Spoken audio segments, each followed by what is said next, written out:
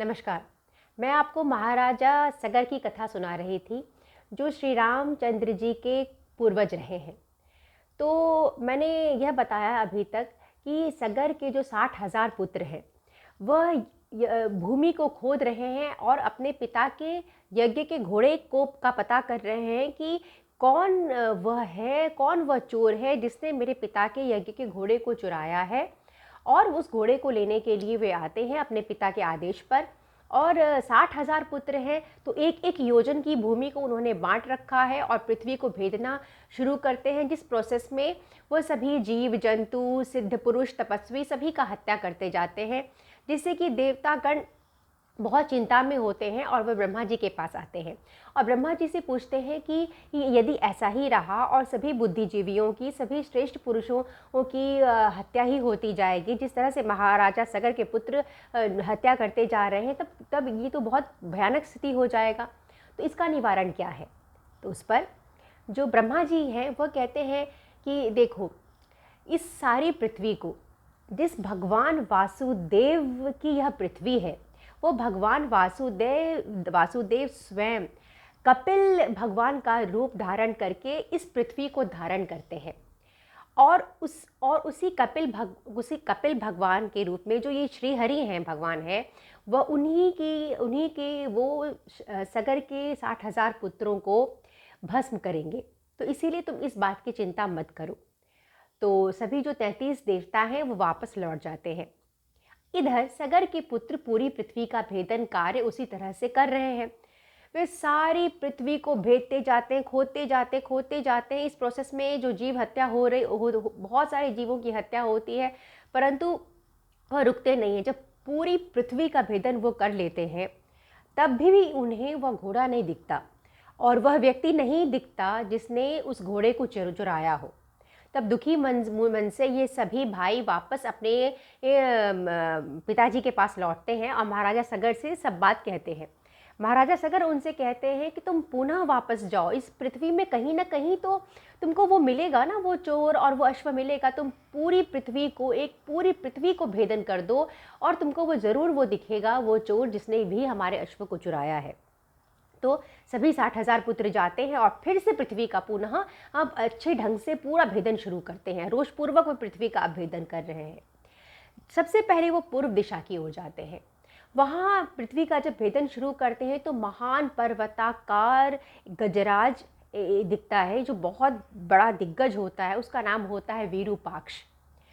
उसने पृथ्वी को अपने मस्तक पर धारण कर रखा होता है। ऐसा कहा जाता है कि जब वो महान गजराज विरूपाक्ष थक जाता है और अपने गर्दन को हिलाता है, उस समय पृथ्वी में भूकंप आता है। और इस तरह से चारों दिशाओं में, वहाँ से वो दक्षिण दिशा की ओर जाते हैं, फिर पश्चिम की ओर जाते हैं और उत्तर की ओर जाते हैं। तो चारों दिशाओं में एक एक गजराज है जिसने कि पृथ्वी को धारण कर रखा है।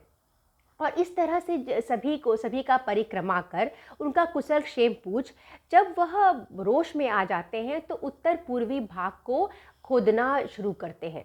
वहाँ खोदते खोदते उन्हें कपिल मुनि दिखते हैं, भगवान कपिल दिखते हैं और वहीं यज्ञ का घोड़ा भी दिखता है। तो ये सगर पुत्र अत्यंत क्रोधित होते हैं और वह यह मान लेते हैं कि यह जो कपिल जो सामने सिद्ध पुरुष दिख रहे हैं, उन्हीं ने घोड़ा चुराया है, ऐसा वो अपने मन में मान लेते हैं। जबकि यज्ञ के घोड़े को इंद्र ने चुराया था। और वह कहने लगते हैं कि तुम चोर हो, हम सगर पुत्र हैं, देखो हम क्या करेंगे। तो इस तरह से जो कपिल भगवान हैं वो रोष में आ जाते हैं और वह सगर के 60,000 पुत्रों को जलाकर भस्म कर देते हैं।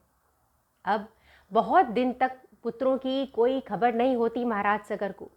फिर वह अपने पोते अंशुमान को बोलते हैं कि तुम भी वैसे ही तेजस्वी हो, बुद्धिमान हो, समर्थ हो, तुम जाओ और पता करो कि क्या क्या हुआ और कहाँ वो यज्ञ का घोड़ा रह गया, तुम और जाओ।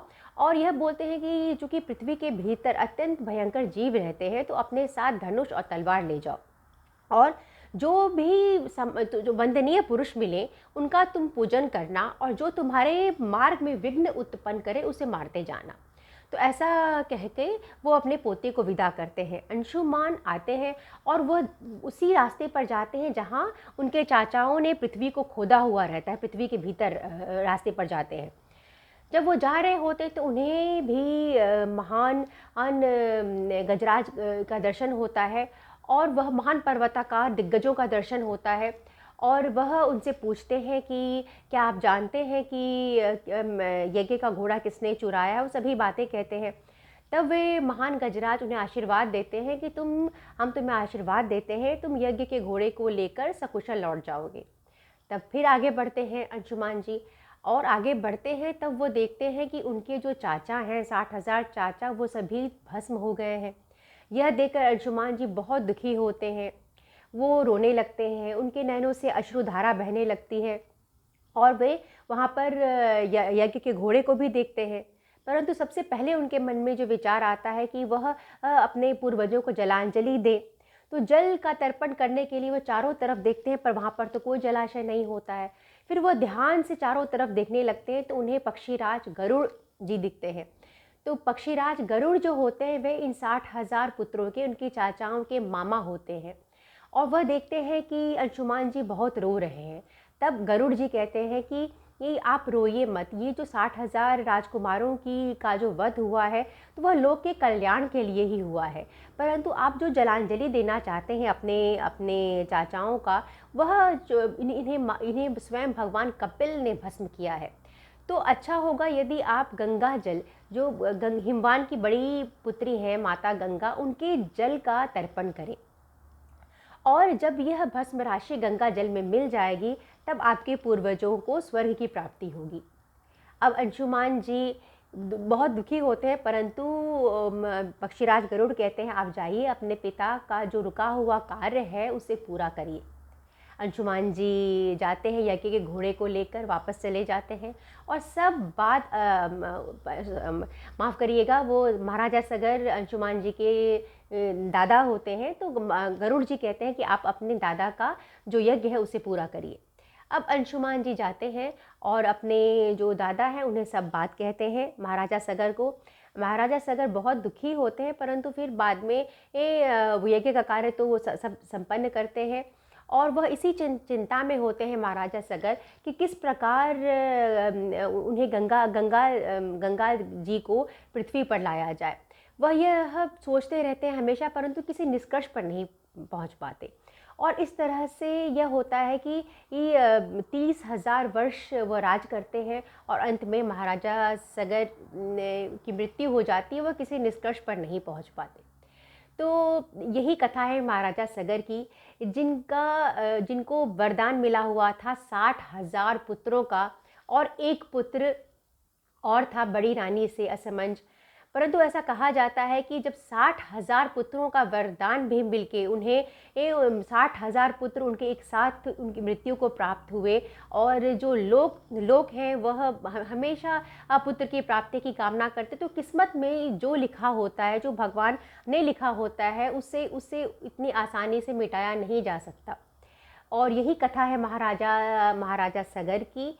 और आगे में रामायण में जो और कथा है इसके आगे अंशुमान जी क्या करते हैं, कैसे गंगा जी को पृथ्वी पर लाया जाता है, यह मैं आपको अगले वीडियो में सुनाऊंगी। मुझे सुनने के लिए बहुत धन्यवाद।